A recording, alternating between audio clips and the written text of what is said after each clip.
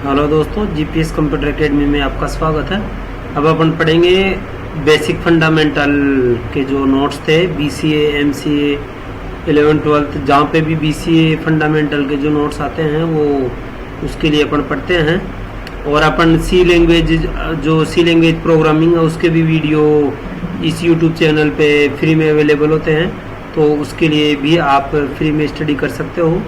और जो GPS computer academy है वो विभिन्न प्रकार की ट्रेनिंग्स और ये प्रोवाइड करवाती है। तो अपन देखते हैं एग्जाम के बिहेवियर से या बिहाफ से अपन उन क्वेश्चंस को पढ़ेंगे जो एग्जाम में आने के चांस पूरे होते हैं। जैसे इसमें फर्स्ट क्वेश्चन आता है, what is the cache memory. Cache memory क्या होता है?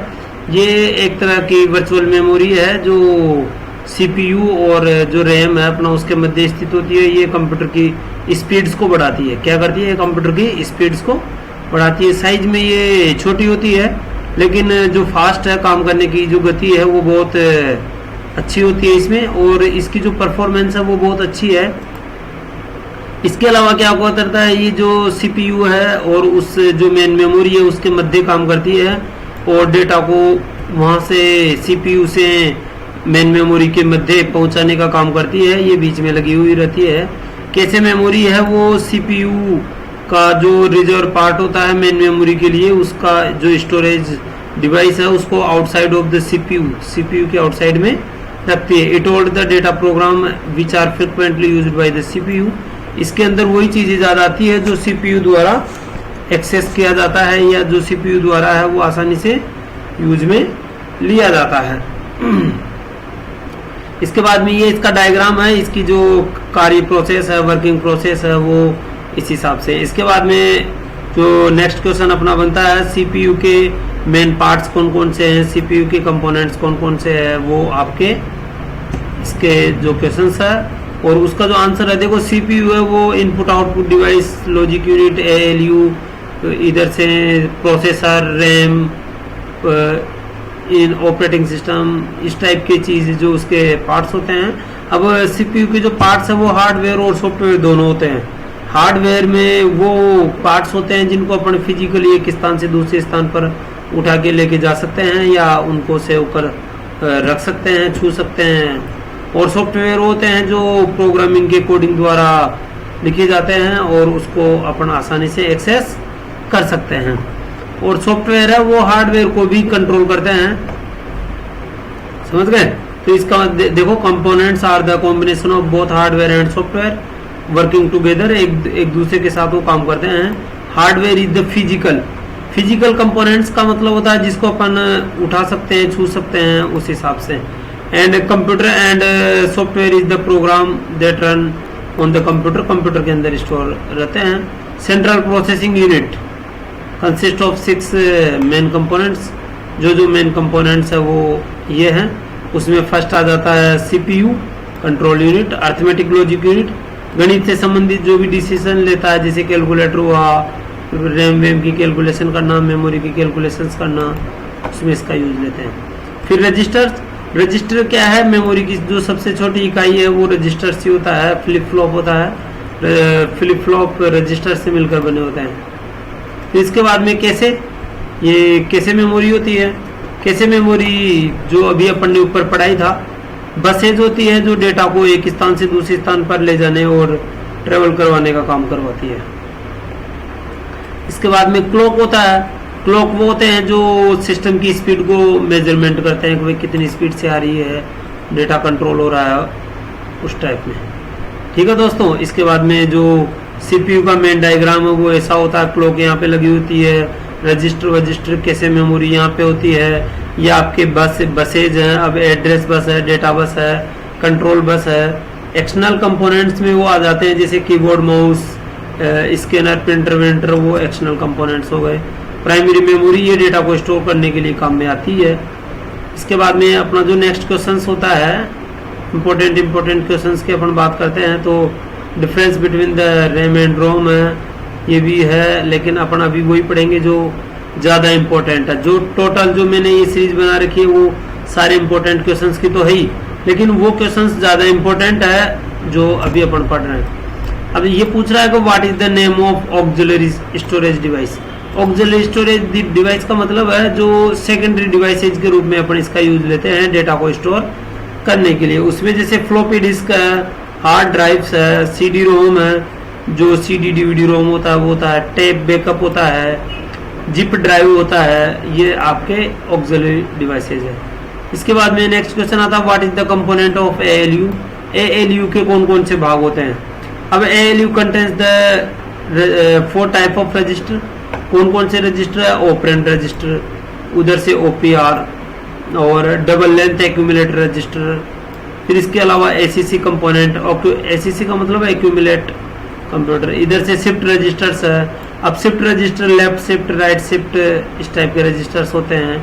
AAC2, ACC2 और मल्टी पॉइंट क्वांटेंट शिफ्ट रजिस्टर, MQR, ये सारे इसके रजिस्टर्स हैं। इसके बाद में अपन नेक्स्ट क्वेश्चंस जो देखते हैं उनमें देखो रजिस्टर है वो कंट्रोल यूनिट है, मेमोरी है वो इस जगह स्टोर रहती है। What is the EPROM। EPROM का मतलब है erasable programmable read only memory. इसको जो अपनी CD DVD होती है उसको अपन रीड और राइट कर सकते थे और उसमें कुछ चीजें डिलीट भी कर सकते थे। तो जो डिलीट करने की व्यवस्था है वो erasable electronically programmable read only memory होती है और ये एक तरह से यूजर मॉडिफिएबल होती है। यूजर अपनी आवश्यकता अनुसार इसको मॉडिफाई कर सकता था। और मॉडिफाई का मतलब इसमें इंफॉर्मेशन को रीड भी कर सकता है और इंफॉर्मेशन को राइट भी कर सकता है। इट कैन बी इरेज्ड रिप्रोग्राम्ड, उसको रिप्रोग्राम भी किया जा सकता है repeatedly by applying an electronic voltage. और इलेक्ट्रॉनिक वोल्टेज एक फिक्स प्रकार का जो प्रेशर पे अपन इलेक्ट्रॉनिक वोल्टेज का यूज लेते हैं तो उसको अपन इसमें यूज ले सकते हैं। फिर इसके बाद में अपन देखते हैं कि भाई जो ये वर्क करता है वो कैसे करता है। Stands for electrically read only memory, it is a non volatile. देखो एक तो होता है वोलेटाइल मेमोरी और एक होता है नॉन वोलेटाइल। वोलेटाइल मेमोरी वो होती है जो आभासी होती है, केवल फिजिकल रूप में वो प्रेजेंट नहीं रहती बट वर्किंग प्रोसेस है उसकी वो होती है। तो ये एक तरह से नॉन वोलेटाइल यानी ये फिजिकल रूप से उपस्थित रहती है, चिप के रूप में होती है। किसके ऊपर लगी होती है, रोम के ऊपर। Use for storing small amount of data, small amount है उसके यूजने के लिए अपन इसका यूज लेते हैं कंप्यूटर्स एंड अन्य उधर प्रोग्राम में। इसके बाद में नेक्स्ट आता है अपने कंट्रोल बस क्या होती है। कंट्रोल बस में क्या होता है, जो भी देखो जीपीएस कंप्यूटर एकेडमी है वो आपको प्रोजेक्ट बेस्ड लर्निंग और टेक्नोलॉजी की जो ट्रेनिंग प्रोवाइड करवाती है। और हमारे आपने यहाँ पे देखो ये पीछे अच्छे खासे प्लेसमेंट भी है। आईटी फील्ड में अपना एक अच्छा खासा नाम है और अपने बच्चे प्लेसमेंट होके जॉब भी करते हैं। अगर कभी रिक्वायरमेंट हो तो एक बार क्वेरी के रूप में जो ये नंबर है उन पे आप संपर्क कर सकते हो। व्हाट्सअप नंबर है ये अपना और यूट्यूब का चैनल है वो भी अपने जीपीएस कंप्यूटर एकेडमी के नाम से ही है। तो इसलिए इसको सब्सक्राइब करना और लाइक करना और अपन बीच बीच में जो इम्पोर्टेंट क्वेश्चंस की जो सीरीज है वो लाते ही रहेंगे और चलता रहेगा। तो अपन नेक्स्ट क्वेश्चंस की बात कर रहे थे, कौन सा था, what do you mean by the control bus. अब जैसे इसका नाम पड़ रहा है कि भाई ये डेटा को कंट्रोल करेगी, किस डेटा को कहाँ पे स्टॉप होना है, कहाँ पे रुकना है, कहाँ पे चलना है, वो सब कंट्रोल बस द्वारा कंट्रोल किया जाता है। अब जो कंप्यूटर का आर्किटेक्चर है, आर्किटेक्चर का मतलब होता है जो जैसे मकान बनाने से पहले अपन उसका नक्शा तैयार करते हैं, तो वैसे ही कंप्यूटर आर्किटेक्चर में क्या होता है, कंप्यूटर की जितनी भी सिस्टम और प्रणाली है उसके डीपली अध्ययन किया जाता है उसको। ठीक है, control bus is the part of system बस। ये क्या करता है, सिस्टम बस। सिस्टम बस क्या करता है, पूरा जो इन्फ्लुएंस है इसका, सिस्टम का वर्किंग प्रोसेस है, डेटा फ्लो है, उस चीज को कंट्रोल करता है, मैनेज करता है। And use by for the CPU, CPU communicating for the other devices with in computer. Other devices में जैसे प्रिंटर, माउस, कीबोर्ड, इसके अलावा आपके हार्ड डिस्क, रैम, रोम, उन सबको ये कंट्रोल करता है और डेटा है उसको रीड और राइट करता है। एड्रेस बस है वो इंफॉर्मेशन को कैरीज करता है, थ्रो करता है और कुछ जो जहाँ पे जिस इंफॉर्मेशन को पहुंचना होता है उसको वो वहां पे पहुंचाता है। Which the CPU is communicating with the database, carries from one place to another place, एक स्थान से दूसरे स्थान पर ले जाता है। और इसके बाद में अपन देखते हैं it return the status signals from the devices जो भी होता है, सिग्नल्स मिलते हैं सिस्टम को, जैसे अपने कई बार ये है, ये माइक का सिग्नल्स है, ये बैटरी का सिग्नल्स है, इस टाइप में ये आपके उपस्थित रहती है। इसके बाद में what do mean by the system architecture. System architecture क्या होता है? देखो, सिस्टम आर्किटेक्चर है वो 32 बिट ऑपरेटिंग सिस्टम का होता है, 64 बिट का होता है, 8 ऑक्ट्स होते हैं, क्वार होता है, कोडूल होता है, इधर से X32 होता है, X86 होता है। ये विंडोज के टाइम पे काम आता है, जब अपन डेटा को स्टोर करते हैं तो कोई विंडो किसी प्रकार के उसमें फॉर्मेट में अपन यूज लेते हैं। इसके बाद में जो नेक्स्ट क्वेश्चन है अपना इम्पोर्टेंट क्वेश्चन, ये पूरे नोट्स है। वैसे अगर आपको चाहिए तो आप PDF के रूप में इसको ले सकते हैं, हमारे व्हाट्सएप जो ग्रुप है उससे आपको जुड़ना होगा और हम आपको उसमें ये जो PDF नोट्स है वो सेंड कर सकते हैं। फिर इसके बाद में अपना जो नेक्स्ट क्वेश्चन है,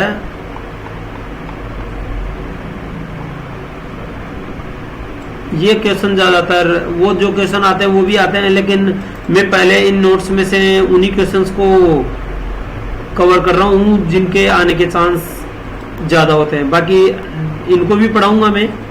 तो इसमें आता है स्टैटिक रैम और डायनेमिक रैम। देखो, स्टैटिक का मतलब क्या होता है? जो भी आपकी साइज है मेमोरी की, वो प्रोग्रामिंग के दौरान या एनीवन किसी भी कारण से उसकी साइज को बदल नहीं सकते। एक फिक्स प्रकार की जो साइज होती है उसको अपन स्टैटिक बोलते हैं। और डायनेमिक रैम है वो हर सेकंड में रिफ्रेश होती रहती है और डेटा की स्पीड बढ़ाती रहती है, और इसको अपन अपनी आवश्यकता अनुसार घटा भी सकते हैं। जैसे आपको पता है, कई बार अपन लैपटॉप खरीदते हैं तो उसमें 4 GB रैम होती है, तो अपन उसको चिप को हटा के 8 GB भी कर सकते हैं। तो वो आपका ये होता है डायनेमिक रैम। देखो, static RAM combines the less than memory cells per unit area, और जो डायनेमिक रैम है वो store the cells compare to static RAM per more unit. फिर it less access time has faster memory, ये faster memory है, ये access time थोड़ा greater than, इससे ज़्यादा फास्ट काम करती है। और इसकी साइज है वो फ्लिप फ्लॉप या इनसे अगर फ्लिप फ्लॉप्स की साइज बढ़ा देंगे तो बढ़ सकती है, घट भी सकती है, बट इनकी जो मेमोरी होती है वो फिक्स होती है। और ये मॉसफेट नाम से टेक्नोलॉजी आती है, उस पर वर्क करती है। इसके अलावा मेडअप ऑफ फ्लिप फ्लॉप, ये फ्लिप फ्लॉप से बनती है। ये कैपेसिटर्स, देखो फ्लिप फ्लॉप जब आप कंप्यूटर आर्किटेक्चर नाम की या डिजिटल इलेक्ट्रॉनिक्स नाम के आपके सब्जेक्ट आएगी BCA में, तो उसमें फ्लिप फ्लॉप, कैपेसिटर, इधर से डीमल्टीप्लेक्सर, मल्टीप्लेक्सर, इसके अलावा रजिस्टर्स, ये सब आएंगे उसमें, तब उसको अपन डिटेल से पढ़ेंगे। और इसकी जो साइज है वो लार्ज होती है, इसकी साइज है वो स्मॉल होती है, किसकी? डायनेमिक रैम की। ठीक है। इसके अलावा जो डेटा स्टोर होता है वो वोल्टेज के फॉर्मेट में होता है, और इधर जो डेटा है वो चार्जिंग के फॉर्मेट में होता है। Much expensive as compare to dynamic, जो स्टैटिक मेमोरी है वो डायनेमिक मेमोरी की अपेक्षा ज़्यादा एक्सपेंसिव होती है, और ये थोड़ी लेस एक्सपेंसिव होती है। फिर much expensive as compare to RAM, RAM की अपेक्षा ये लो स्टोरेज कैपेसिटी, इसमें स्टोरेज कैपेसिटी कम होती है और इसमें स्टोरेज कैपेसिटी ज़्यादा होती है। कंज्यूम पावर, ये ज़्यादा पावर यूज लेती है और ये कम पावर यूज में लेती है इसमें। और नेक्स्ट जो है कोई एड्रेस बस क्या होती है, जो A15 से A8 it carries the most significant 8 bits of the memory which is known as the address bus. अब ऐसी डेटा बस है वो D7 से D0 से D7 तक जाती है और 8 बिट के रूप में डेटा को स्टोरेज करती है। और दोस्तों अपना जो ये प्लेसमेंट सेंटर है, ट्रेनिंग सेंटर है, GPS कंप्यूटर एकेडमी उत्तरी।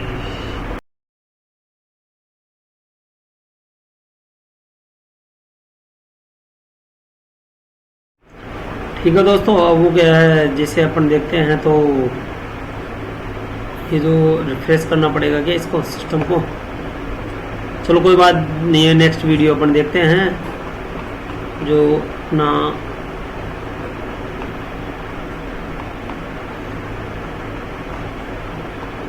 जो अपन बात कर रहे थे ट्रेनिंग एंड प्लेसमेंट सेंटर की, ये अपना जयपुर में है और ये अपने मोबाइल नंबर है।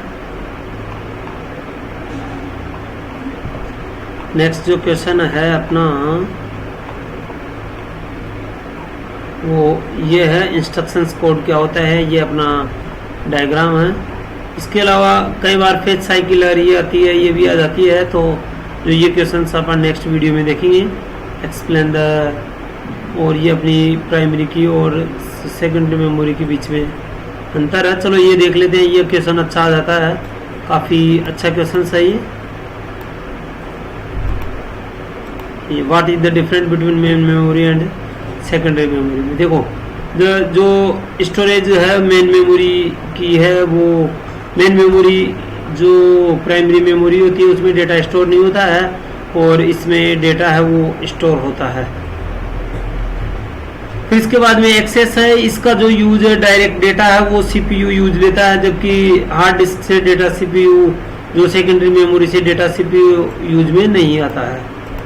फिर इसके बाद में जो इसको जो इलेक्ट्रिसिटी चाहिए, वोल्टेज चाहिए, वो थोड़ा कम चाहिए, वोल्टेज के रूप में चलता है, और इसको थोड़ा ज़्यादा चाहिए क्योंकि पावर फेलियर हो जाता है कई बार उसके दौरान। जैसे अभी ये है, ये बैटरी डिस्चार्ज हो गई थी, इस वजह से इस टाइप का आपके आ ही रहा दिक्कत। तो ऐसे सिस्टम के अंदर भी पावर फेलियरिंग हो जाती है, जैसे ये लिखा हुआ है ना पावर फेलियर, इसका मतलब यही होता है कि सिस्टम को जितनी मात्रा में लाइट सप्लाई करने की ज़रूरत होती है वो नहीं मिल पाती है, तो इसकी कैपेसिटी है वो थोड़ी नॉन वोलेटाइल की होती है। और सेकेंडरी मेमोरी में डेटा है वो परमानेंट स्टोरेज रहता है। जो data store inside the closely semiconductor के रूप में होता है, और इसमें जो डेटा है वो हार्ड डिस्क के रूप में होता है, फ्लॉपी डिस्क के रूप में होता है।